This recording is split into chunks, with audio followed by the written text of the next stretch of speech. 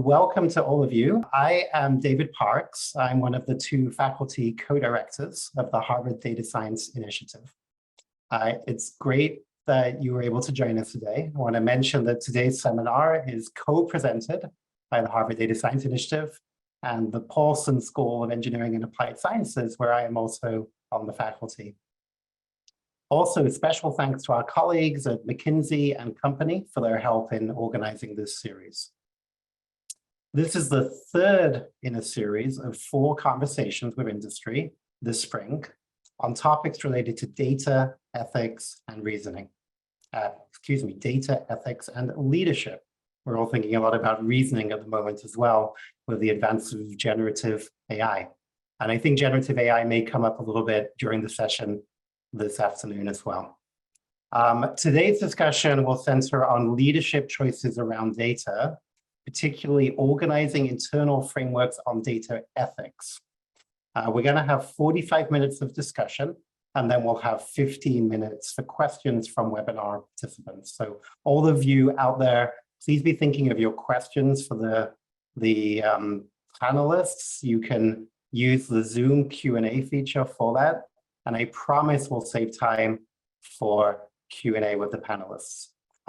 With that, I'd love to invite Alex and Anastasia to come on and join me. There you are. I knew you were hanging out there. Thanks for joining in. Over to Alex and Anastasia. Let's have a conversation about ethics and leadership in regards to data. Fantastic. Thank you, David. Hi, everyone, and thanks for joining today. I'm Alex Singla. I'm a senior partner with McKinsey and Company. I'm also the global co-leader of QuantumBlack, which is McKinsey's artificial intelligence arm of the firm. I work with clients across industries on topics such as artificial intelligence, data, enterprise transformation, strategy, operations, risk. And so I'm super excited about today's conversation. I'm joined by the brilliant Anastasia, who is the Global Data Science Director at Reckitt. Anastasia, do you want to quickly introduce yourself and tell us a bit more about your role? Yes, thank you, Alex. Hello, everyone. My name is Anastasia Zygmantovich, and I work as a Global Data Science Director in Reckitt.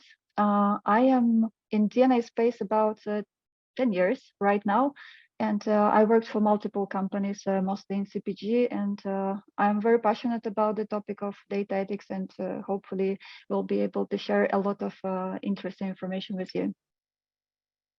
Fantastic. Thank you so much, Anastasia. As you know, the spark of this session comes from some really exciting work you all are doing around responsible consumer data principles. And I'd like to just maybe start off pretty easy, but like, what exactly does responsible consumer data principles means, and how does it relate to like responsible AI or digital trust? And for all of you, before we get into it, as David said at the beginning, we'll leave time in the end for some of your questions. So keep filtering them in and we'll address them at the end.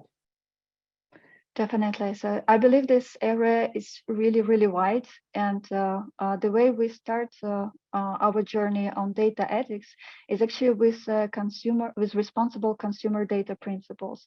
So this is how we see it starting in an actionable way. This is why during today's talk I will not be talking specifically about the ethics, but about the principles. And obviously, consumer data is a part of wider data space, and it is obviously part of responsible AI. However, we in CPG companies usually see a huge need to address first consumer data, because this is core of our business. And actually, since I started to talk about CPG, maybe Liz, you could bring one slide about the brands and generally the CPG landscape we have. I just wanted to show you that most of you, if not all, are actually possibly our consumers. We have such brands as Lysol, Finish, or Vanish, and you can imagine that you interact with our brands during your basically journeys to the stores, also in advertisements. It can happen when you buy our products. It can happen when you just write comment on Amazon. There are many points where we actually come across consumers. And since consumer is very core of our business, this is where we basically concentrate our efforts. Yeah, you can see basically the company. We are quite sizable, actually, 43,000 people, and that makes it very complex exercise as well. So I just wanted to bring up the context. Thank you, Liz. Fantastic. Thank you for that, Anastasia. One of the things I think is happening today around is, many organizations are like laser focused on trying to drive growth and efficiency from technology. Why should responsible data use or responsible AI be, on top of their agenda? Like, why should this be something they should be thinking about and caring about? I think the time is really now to start working on that, and this is for many reasons. First reason would be that consumers themselves, what they tell us is they're highly interested in how their data is treated. And we want to make sure that we gain their trust, because once we do that, it means we can build long-lasting relationship. And actually, this is true for whole AI space, that some companies, if they don't start right now, there is never time to catch up. And this is why we try to be proactive. Consumer expectations around, to your point, maybe we just dive in a little bit about consumer expectations around data. Can you just describe, like, how have you seen the movie change a little bit? How have you seen consumers' interest in data, the importance of privacy? Can you maybe just talk a little bit about the evolution over the last few years and what you've experienced from your experience in general, but also then from Reckitt? Sure. So from my experience, not only from Reckitt, but also from my previous CPG companies, I can see that as world becomes more digital place, there are more places where we actually collect the data. But also at the same time, what happens is a generational shift to values. New generation, they are really worried and they really care how we treat the data and how in general we treat our planet and how we do responsible things. And this is why I think right now it becomes even more popular and more important in agenda. I would happily also share our principles, actually, because I think that will explain, Alex, if you prefer to do it right now, or maybe you would like to share some experience from other customers.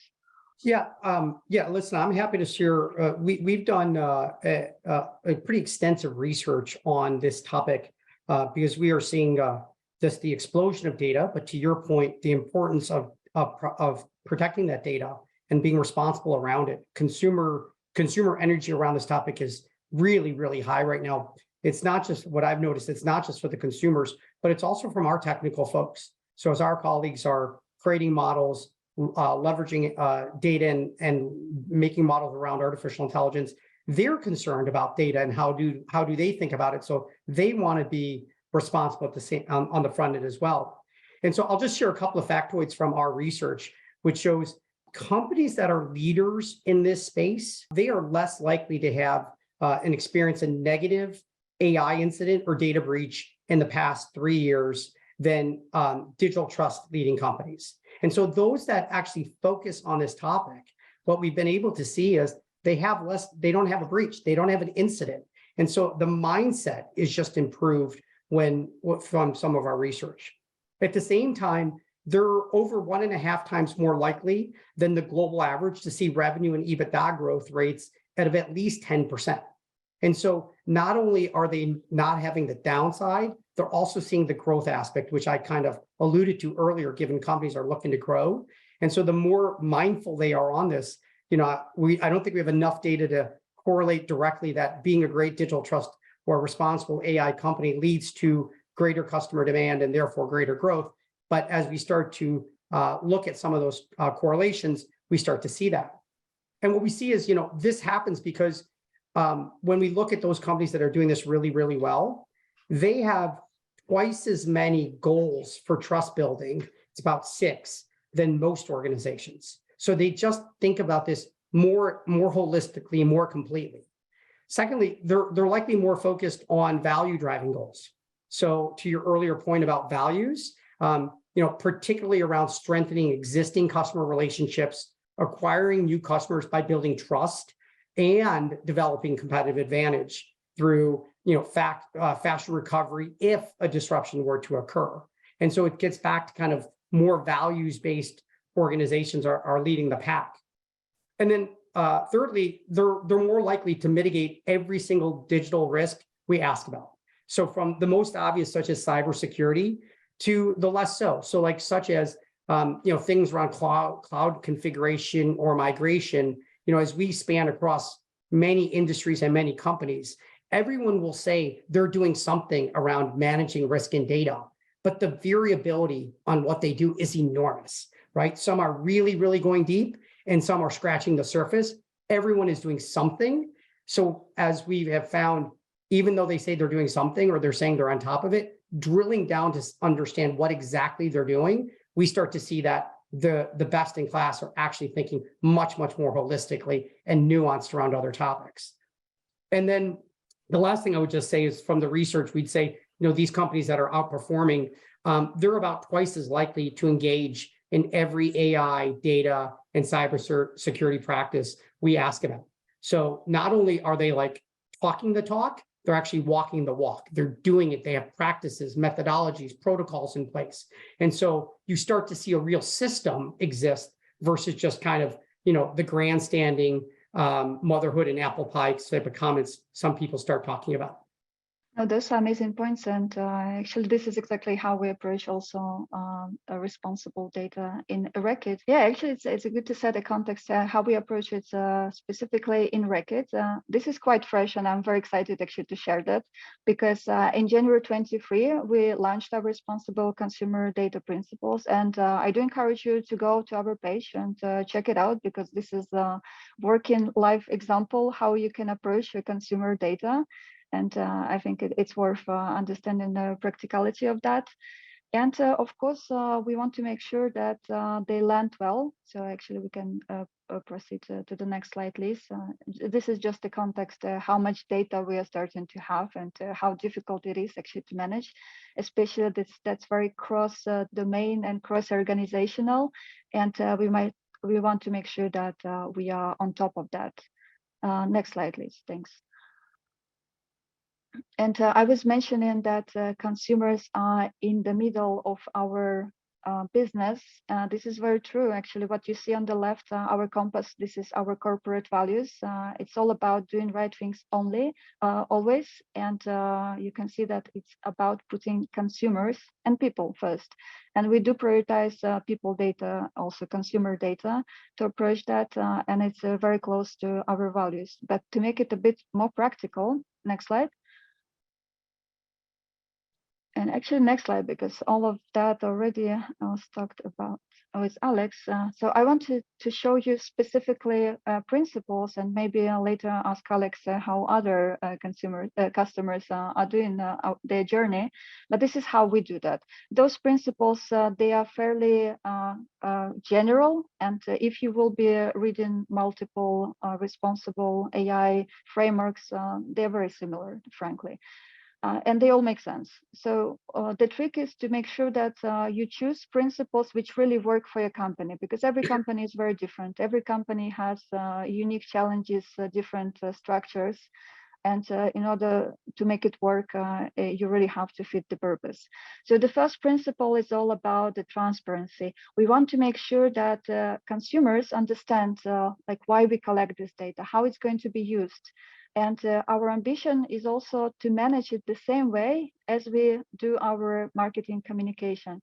And actually, talking about marketing, we already have huge effort in responsible media. So it all comes together because without responsible media, you cannot do responsible consumer principles and you cannot do responsible AI. So it's a huge landscape and all these principles are part of that. Another principle we have is control. But when I talk about control, I do not mean control from us, from the company, but giving control to consumers to decide how their data is going to be used. And the ambition is obviously to give more control, better level of decision for the consumers. We want to make sure that we are reasonable in how we use data. We collect only data which we need and we retain it as long as it's needed. It's not okay to use data for which you collected for one product or one project for another. And this way we make sure that we have a principle to get it in check. Ambition is, of course, to make sure that once data is not used, we delete it. We provide controls to make sure that that happens. And in my opinion, one of the most important principles is fairness, very close to responsible AI as well. We want to make sure that we are bias-free, which is actually a very difficult thing to do. Hopefully a big part of you actually knows a lot about how to address bias built in your machine learning models. However, when you try to address it enterprise scale, that becomes a very complex exercise because it's also partially educational effort to explain what actually bias is, where it can be, but also to make sure that you have a flawless process to address it on the way.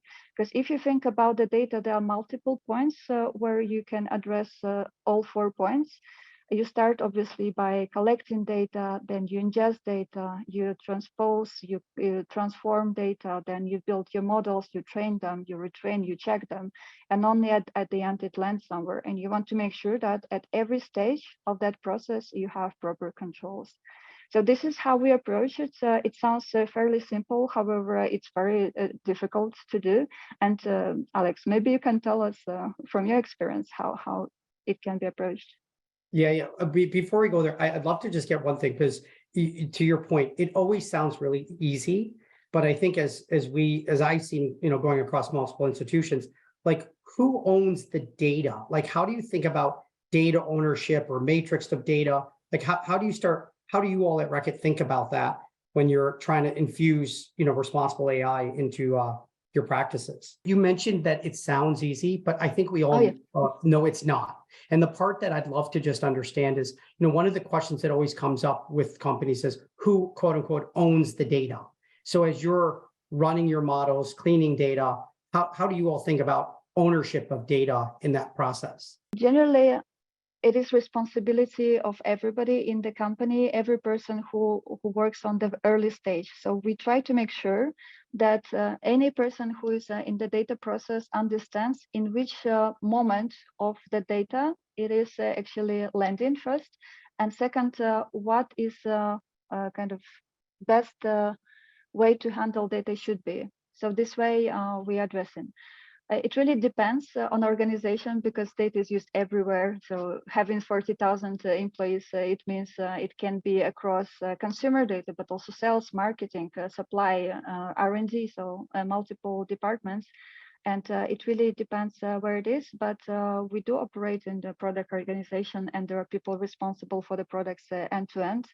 And this is actually part of that. What we also do when you start any new product project, you ought to actually do proper control checks to make sure, and actually that's part of also responsible data check, that you know what's going to happen with this data, that you're allowed to use this data, that you know that the data is available. Together, it's actually the same level as for cyber checks. So it's very important to provide these checks as early as possible, but because of very wide landscape, you have to make sure that it's also very educational part. That's great. That's great. I think you are nailing how we would think about best practices on that, which is, essentially at the end of the day, the consumer still owns the data, but it's the company's stewardship, governance practices that ensure the safety of that, the responsible use of that data. So it's great to see Reckitt being best in class on that dimension. So thank you for sharing that. Is it okay if I jump in? Of course. Yeah, this is fascinating. I've just been wondering, as I listen, Anastasia, do you have just a couple of concrete examples of kind of the type of consumer level data that we can be thinking about when we're listening to this conversation? Because you're a huge CPG company. I think many of us are probably familiar with the type of data ethics questions that come up that say, if I'm a recommender system, if I'm a market platform, if I'm an ad tech platform. I'm just trying to think, very concretely about the types of, if you just have a couple of examples, I think it will really help everybody to understand. The examples you gave, they're very valid. So one of the points would be comments on like product reviews on different D2C platforms. So that's definitely something we collect. But also when you visit our website, there are obviously cookies. So this is another moment when we have to make sure, actually this point is even different because how you build your cookies policy is already kind of ethical concern, because you have to make sure that you give people easy way to opt out, for example. Another option would be how you interact using Google advertisements, how you build your audiences, because everybody does this digital marketing. So the best example is definitely digital marketing, and that's a tricky point. Not even like talking about specifically how Reckitt does it. A lot of effort in digital advertising is actually goes to retargeting, and question is like, how do you do that? Is it ethical actually to target people in certain ways? And again, I'm not talking specifically how we do that, but that's the biggest domain where consumer data lands and where it can actually cause certain troubles, because again, we try to add some additional revenue based on how we target the consumers. Yeah, and we're all familiar with these examples of, let's say, data privacy being affected by a targeted advert revealing something about health condition, I think, is a concrete example. I see. Thank you. So you're in the middle of this world where you're collecting potentially data on consumers, and then needing to really build the right frameworks within your organization, such that at every point in the organization, people are asking the right questions about what this data is, why are we collecting it, how are we using it. Thank you. That's very helpful. I think the other thing around this too is what, we've all seen this evolution over the last 10 or 20 years is also just helping the consumer understand what data you're collecting and how you're going to use it, I think becomes the other part of it. And what's the value for them for sharing that data with the organization, like a CPG company? What would they get in return by sharing information? And so, I always joke, if you think 10 or 15 years ago, things people would be like, I will never share that type of information online. There's no way I will. Now we do it every single day without thinking twice. We're flying through it. And so I think there's an element of, as people have shared data, they see the value they're getting back from these companies. Personalization is a huge topic today. Anastasia, you just kind of referenced it as well. We're seeing this across airlines, insurance companies, banks, CPG, you name it. Everyone's talking about how do we get to personalization, how we do much more direct marketing personalization. And all these things can be a little bit scary. And at the same time, you'd say, how will cultural norms evolve over time where that just becomes part of the norm? What we might think is, crazy today might not be crazy tomorrow. On the flip side, what we think is totally okay today could be viewed very, very badly in the future. And therefore, this topic of responsible AI, and what I like to think about is being like consciously making decisions versus unconsciously making decisions, documenting the decisions you're making with an unbiased group of leaders within your organization is a really important protocol and methodology to put in place. Because, I'll use a banking example. Because I think there's an element of, how do you think about responsible data and AI from a competitive advantage perspective? And so, I do a lot of work in the financial services space. So faster speed to market on risk products in particular is a enormous opportunity. So let me just describe what I mean. Is that say you're a bank and you're going to go launch a new mortgage product into the market. This new product requires, a different set of data and information from the consumer and third parties than maybe you've done before. But before you can launch this product, you will need to go through internal legal, internal risk, internal compliance reviews. Most likely you might have an external legal review. Depending on the type of product, you'll have a regulatory approval you'll need to get through. And so all these things start to factor together. But as I alluded to, like those best-in-class companies, if you're a company that has responsible data and AI protocols, methodologies, you proactively and consciously document your decisions, you've experienced colleagues in the business and legal, your ability to get through that approval, both internally and externally, and even potentially with the regulators, is much faster. And so your speed to market with your product is much, much better when you have responsible data and AI protocols, methodologies, documentation kind of honed in on the organization. And so I think that's just another element we want to think about for companies, and for you, all of you who think about responsible data and AI. I actually love this aspect of speed to get it done, because for us in CPG companies, it takes quite a lot of time to develop new products. It can take 3 to 5 years even. And it means that whatever improvement we can do is actually competitive advantage. So speed to market in our industry is really very much related to the revenue. And I love this perspective. Thank you, Alex.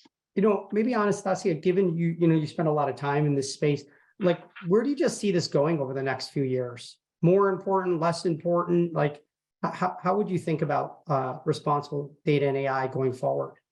I think definitely more important, but also I think there's huge importance to balance it a bit, because many people say responsible AI, but not many people understand how actually AI works. And maybe some inspiration to people here is I love the book called Atlas of AI, which actually shows a very balanced view what is the cost of AI, how many resources we need to train the models, and who is actually labeling data, how we do classification.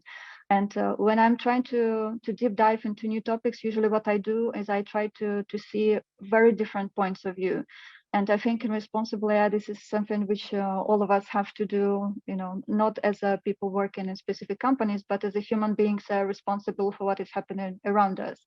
Because this view shows you that there are some things you don't realize, but also that you are responsible for that, specifically you, not because it's a trendy topic, but because we don't have much choice if we want to have a good life with full control, according to the principles of responsible AI as well. So I think in the future, people will be even more interested. I hope people will understand it much deeper, and it will become more actionable. What we definitely see is more and more legal regulations, requirements popping up, and probably that's actually area of Liz, maybe to connect later about that, because from at least my experience, law is usually slightly behind to what happens in the digital place, and it means that we have even bigger responsibilities ourselves to make sure that we address those things, even when nobody tells us to. So this is my view. Yeah. I just interject just before we get into the legal aspects. I'm also really interested in how do you think about how to communicate what you're doing to your consumers? I'm not sure if you two were already planning to go there, but I'm curious, for example, whether when you develop your internal guidelines, do you develop them with a viewpoint to having the same guidelines be the things you use internally as you share publicly, and are people branding now in your industries? Are people branding around responsible use of consumer behavioral data? Are your brands finding that a useful thing to do? Is it resonating with consumers? How do you know? I'm kind of curious about this aspect of closing the loop back to the consumer. Definitely. So on the first part, if we have the same principles for outside communication and internal one, we absolutely do, because otherwise I don't think it will be very manageable. And we have an amazing team working on that, and each of us really believes in those principles. So we definitely keep that consistent.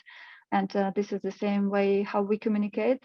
Even when we were launching it in January, we had both internal and external communication at the same time, and it was very, very similar. It just was posted by different senior leaders, not just IT, definitely not. It was all across to make sure that it lands properly. We did a huge campaign also for investors. So those are available principles. And we also posted our ambition, which is actually quite rare for CPG companies, as far as I have noticed. So it is very consistent. consistent, and this is definitely direction in which we are going. I think you already touched on it a little bit, but I'm wondering whether there are good examples of brand value coming through this, but also maybe related to that, anecdotal or more than anecdotal evidence of this really resonating and helping to drive a more productive loop back to consumers. Definitely, it is part of branding, actually both internal and external, because I was mentioning that if we build this trust to consumers and we basically a trustworthy brand, it means that people also want to work for us. So maybe a bit, as a story, 2 weeks ago, I was in Brazil visiting our office, and we just literally launched this consumer data principles. And there was a local champion. So she approached me because I was posting some stuff on LinkedIn and internal workplace. And she was like, I'm so excited that we do these things as a Reckitt.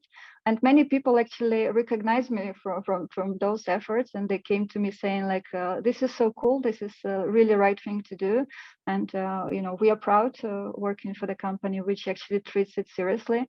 So it definitely feels like right thing to do internally. Externally, we do communicate that.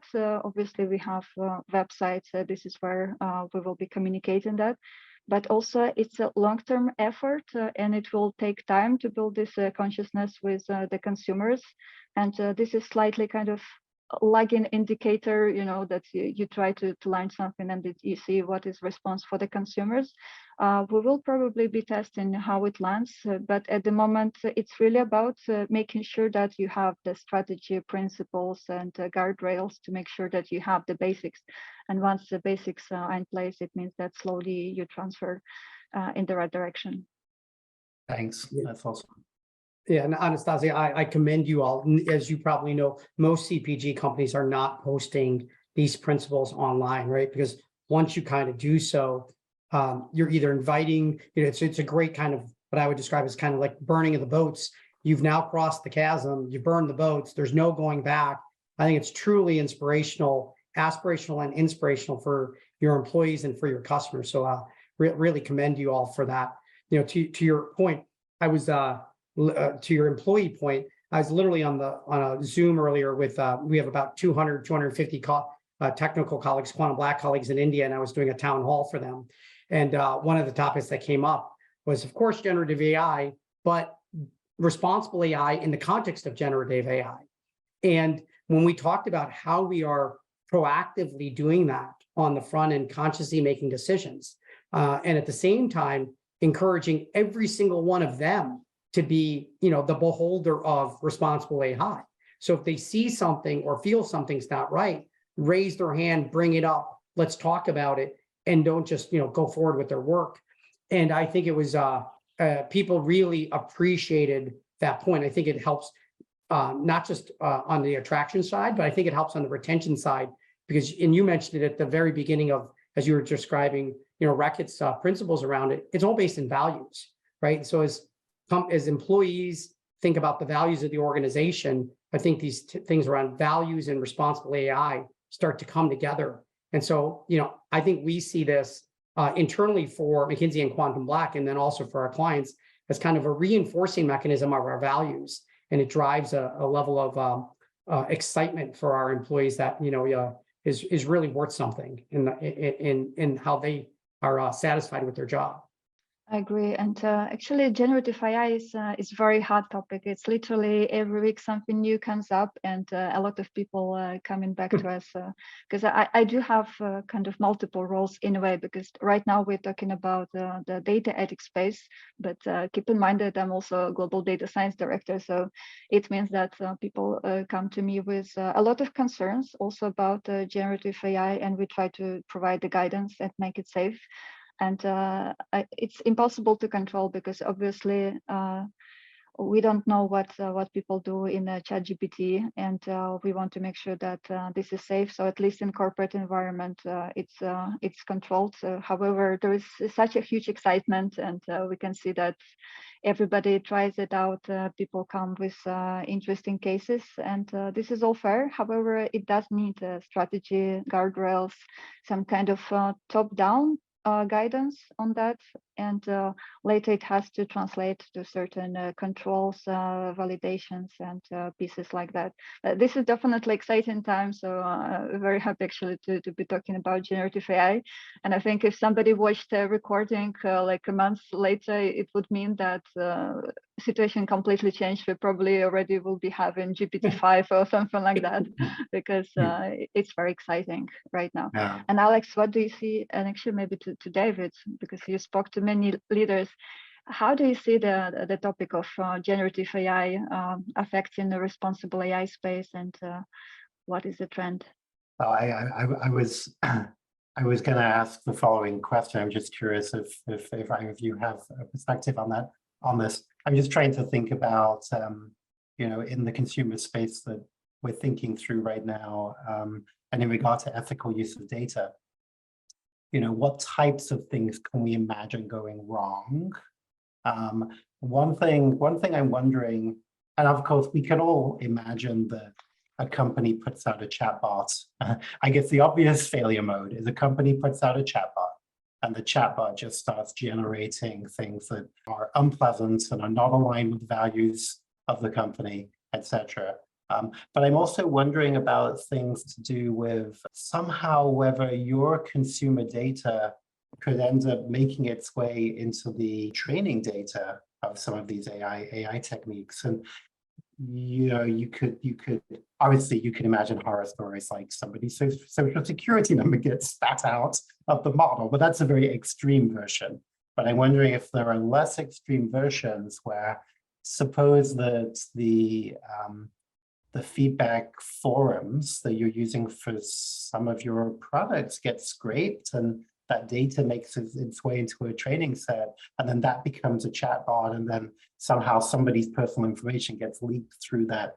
I don't know, like are there things in particular that are already on your radar, Anastasia or Alex, when you talk to similar companies that you think we should be paying attention to? Like, it's easy for me to think about things that could go wrong, but I'm wondering, like in the big landscape we might have in mind, in that big surface, are the particular things that people are already saying, we've got to watch this right now? Why don't I put in the context of generative AI in particular, because we do think there are some unique risks that need to be managed really, really carefully. And to Anastasia, your point, but as we all know, the world is moving so fast.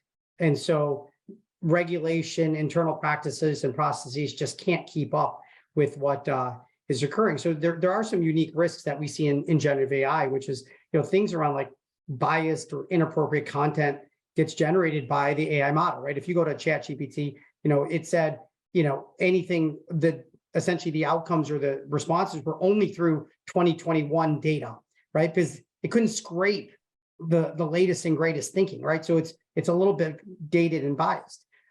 Sometimes there's offensive language, harmful stereotypes, discriminatory content, which can have real serious legal reputational consequences for the organization. And at the same time, there's always this debate on, well, who decides what's offensive, right? What's offensive to one person might not be offensive to the other. And, I think there's all these interesting things out there. If you say, write me a poem on politician X versus politician Y, and you can pick who your X and Y are, what ChatGPT comes back with is vastly different.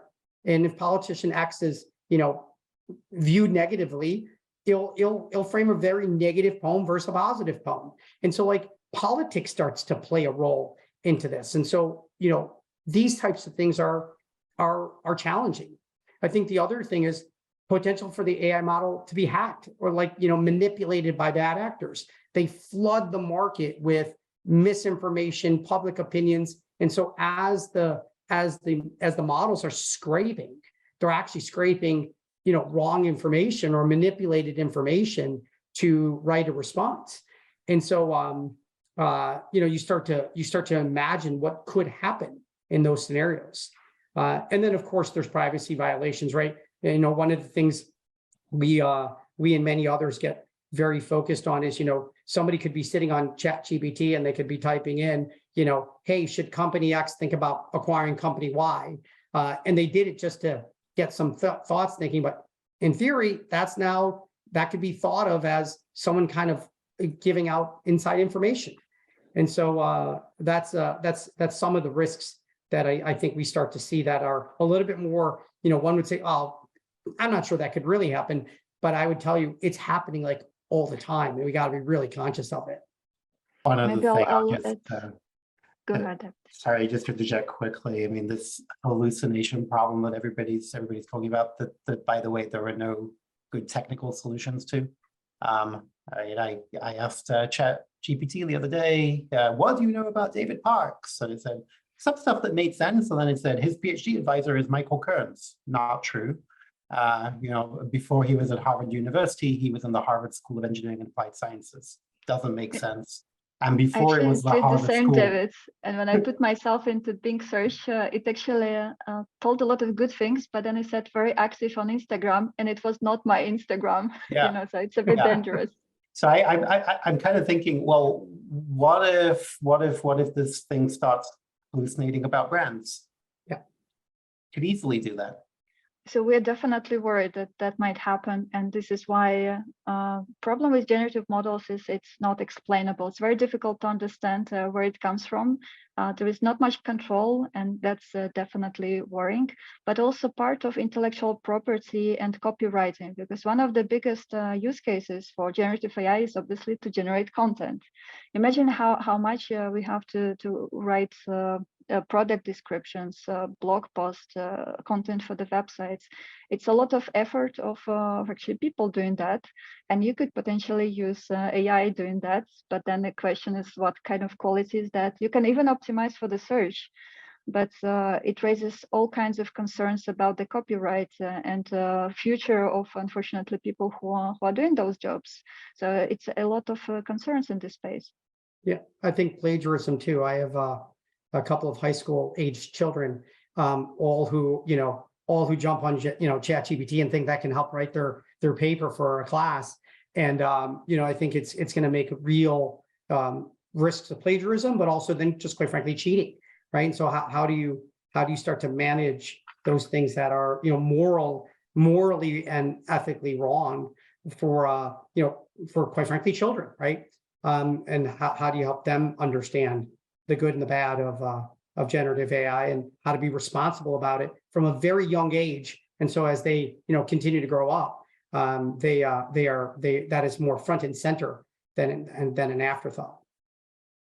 Yeah, actually, academic journals, the archive that I'm an editor for, are beginning to develop their own principles. So one thing that seems sensible at the moment is an AI cannot be an author of a paper. It's a tool, not an author. Human needs to be an author. And you need to take responsibility as the author for the content of the paper. So for plagiarism, for correctness, etc. And that seems sensible. But one thing I've heard that's interesting is the more the hallucination problem goes away, and therefore the less we kind of pay attention, then maybe the more of a problem it becomes, because then it's like, okay, it's probably right. I'm not going to check things. Right. There's fairly paradoxical thing. Anastasia or Alex, we're at 1/4 the hour. Is this a good time for us to take some Q&A from the audience? Oh, definitely. Sure. Yeah. Okay. So we've been getting lots of questions coming in. I thought we would start on the topic of data ownership. We've got kind of a cluster of questions around data ownership. And I'm just going to paraphrase a few of the comments that are coming up there. Who does the data belong to? Does it belong to the consumers or to the company collecting the data? Kind of pointing out that data ownership is one of the main ethical concerns here. I know we've touched a little bit on ownership, and when we had that conversation, I was also thinking about who within the company owns the data and how do you manage that? So this question is more about consumer ownership versus customer ownership. And then just as kind of a few very pointed parts of that, others have asked questions like, is there a way to empower consumers to track where their data is shared maybe into infinity, so they can always kind of track where the data is being shared. I think I know the answer to that. It seems very technically challenging to me. And then questions like, well, can consumers have the option of retracting or recalling their data from a data repository? So these are kind of a style of question that we're getting from the audience. Anastasia, you want to go first? You want me to go first? You can go first from this ownership and legal perspective. We can also listen to that, and I'll talk a bit more how we do that. I think from an ownership perspective, we would, at least as from a McKinsey perspective, we would default to saying it's the consumer's data. How you go about and ask for rights to that data is one aspect of it, but at the end of the day, it is the consumer's data, and then the companies are asking for usage rights on how they go use that data. David, I think one of the things that you're referencing, which I think is also going to be important, is how about if the consumer no longer wants you to use your data? Can you extract it? Can you terminate that agreement you once had? And then how does that employer or company extract all that data? To kind of that question you smiled about, which is, if I did that, the data could be used 10 times over with 15 different companies. I don't even know, right? Because once it's kind of produced, it's then reproduced over and over and leveraged in different ways.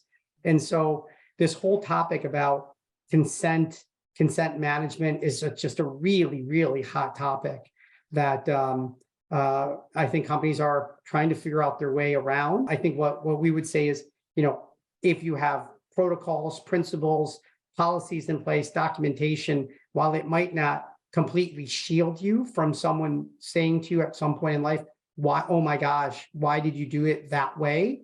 At least you'll have documentation and processes and protocols to say, this is how we were thinking about it and why we followed the path we did, in March of 2023, because I guarantee you in 6 months, what we're doing today, someone will think we shouldn't be doing in 3 years' time.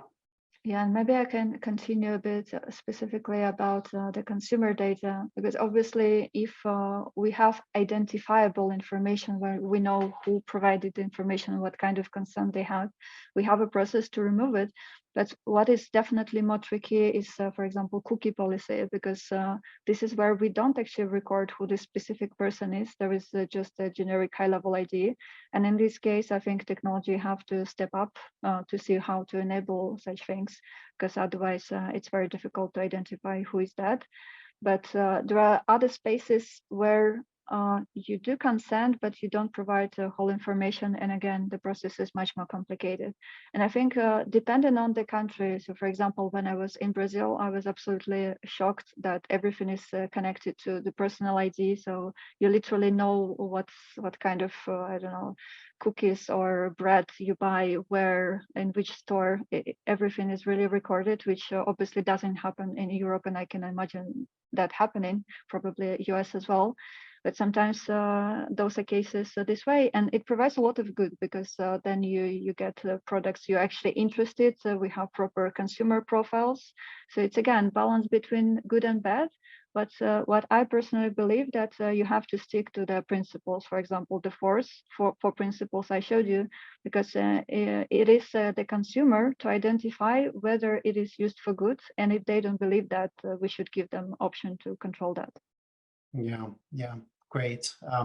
As I've been listening to this, I've been reflecting on the journey that social networks have been through. Facebook has paid a lot of attention over the years to how to give users control over who sees the information that they share. And if you follow that, there's been an evolution between maybe overly complex user interfaces to describe to a user the choices they have available to them, the things that are more simple. And I imagine that as other industries need to pay more attention to this, we may go through similar cycles. And the other thing that I've had in mind recently is whether we can imagine at some point, maybe sooner than we think, that AI technology that represents an individual consumer can help consumers. I mean, it sounds a bit paradoxical, but can help consumers to navigate through the trade-off space that they see when they're trading off concerns around their privacy with the value that they may get from sharing additional data. So I feel that's something that's kind of out there. I'm wondering if, that's resonating with either of you, or if it's, how many years might that be out, or is the industry not even thinking about something like that yet? Actually, it really resonates with me even like 10 years ago when digital was becoming bigger and bigger. I think it's clear that there is needs for some kind of central entity to control it in some way. Because, for example, if you want to create a recommender system, let's say I say that I have blonde hair, what is the best shampoo for me? Then the question is, how does it determine based on what kind of training data set, and how to make sure that it's not corrupted and the data is not biased and it's properly weighted, all these things. So that becomes tricky, and I'm not sure if it's easily achievable, to be honest, also knowing that there is no central entity to manage that. So right now, countries are simply trying to do their best with legislation to at least provide some guidance. But I think it's going to be a tough battle between big technological companies, which we can see literally this week between technology giants running their large language models. So I think it's going to continue. I was just going to say, I love your point. I think there's a really interesting way in which technology can help consumer, in your paradoxical way, technology can help a consumer know where its data is, how it's being used, if they want to pull it back, how could they pull it back from where? I think that's a really interesting angle to work through. At the same time, I think there's so much good with sharing data as well that consumers, probably take for granted, right? Around, there's things around public safety. Some people would really value high value personalization on products or goods or services. And there's real value in that to save a bunch of time. But I'm sure we all get, I know at least at McKinsey, if there's anything in any geography, our phone has exactly where we're located. And then the firm is telling us, hey, there's an issue here or there, and very quickly ensures safety for all of our employees, no matter where you are around the world. I think we have time for 2 additional things before we will lose everybody. I want to ask about regulation, and I want to frame it this way. And this is reflecting questions that are coming in. Are you two worried about kind of the commons, the good actors, let's say, the good that can come from being ethically appropriate and responsible in regard to consumer data? Are you worried about that potentially being polluted by bad actors who are moving quickly, who are breaking things, who are not doing things with good intention? And is this part of the way that, and if you are worried about that, does that lead you then to think about possible roles for regulation? Do we need, might we need in the future regulatory action around the use of consumer behavioral data that we don't currently have? And is it because of this commons concern, perhaps? Curious to get your angle on that. Maybe I can start. Obviously, we are worried. I'm worried. I'm sure Alex is worried as well. And I think it's in wider context, and also it depends what kind of AI models we're talking. Because where we talk about hacking, the most problematic models are large language models, I believe, because those require third-party technologies, which are in a way black boxes. And my personal hope is actually that the space of explainable AI is going to step up to explain how it's going to be working. And we already run some POCs with some technology companies. And even if you use API of, let's say, OpenAI or ChatGPT, it already shows you based on which documents it was trained, why it was generated this way. So in the corporate space, obviously we would use enterprise architecture to make sure that when we get those insights, it's in some kind of ecosystem. But again, it is a black box. So potentially the way model was trained, we have no impact on that. But there is more and more control coming specifically for the technology companies to address those points. Yeah, David, probably to no surprise, we are definitely concerned about regulation. What does that mean, right? Good and bad. Usually the regulators are understandably a step or two behind, and so the markets are the industry companies are just moving much faster than the regulators can come up with rules. And sometimes those rules are absolutely helpful and good, and sometimes they can slow down innovation tremendously, right? And so what's that right balance, I think, will be continue to be shaped. So I'm sure Anastasia and Reckitt, but we for sure are trying to partner with leading tech companies ourselves to help shape some of that thinking going forward versus sitting back and seeing what happens. It's hard to shape, as we all know, but they look to the tech firms and us and others to help think through some of these things. But we're always concerned because, to your point, bad actors can really mess some stuff up. And sometimes, right, one bad activity, it's kind of the old analogy of you throw the baby out with the bathwater on the regulation, and that can really stymie a bunch of positive things we're trying to collectively get done. Yeah. I've certainly been worried about the same kind of viewpoints on global AI. I think the same concerns come up. Okay, last one. This is a pet peeve of mine and also came up in a question. When are we talking to an AI and when are we talking to a human? One of the people in our audience phrased it this way. It seems the most important guardrail is to let people know when they're talking to a human and when they're talking to a machine. Are there ways to do this? And if so, do you have any examples? Do you agree with the premise of this is a useful thing to communicate to a consumer? Are there examples of this happening? Definitely, and we definitely do that. So if we're using bots, we will communicate that this is not human. And I remember when researched that it's a win-win because consumers feel much better when they realize that they're talking to the bot, because the way it frames answers and questions, it's also not natural still. So we're still not on this level of AI at the moment. So we definitely do that. And most of the responsible AI frameworks actually have it as a checkpoint, that you have to make sure that people who are interacting with AI systems, they are aware that it's not a human being, but it's AI. So absolutely. Yeah, we're in the same boat. We absolutely believe it's useful to communicate. It's important to communicate. It builds trust. Sometimes I think some of our research has actually shown, consumers sometimes like interacting with the AI bot more than the human because they feel they get a consistent response and a more accurate response. And so I think absolutely. And I should have been more clear on one thing. We at McKinsey, we don't set policy or try to influence policy. I think the things we publish sometimes get picked up by people that reference it. Just for complete clarity, we're obviously not in that arena. This has been wonderful. Anastasia, Alex, really thank you so much for being here today. This is exactly the type of conversation that the Data Science Initiative and the School of Engineering and Applied Sciences wants to be surfacing. We're very grateful to have you here. Thanks a lot. And if anyone has more questions, you know where to find us, especially on LinkedIn. At least me. I hope Alex as well doesn't mind.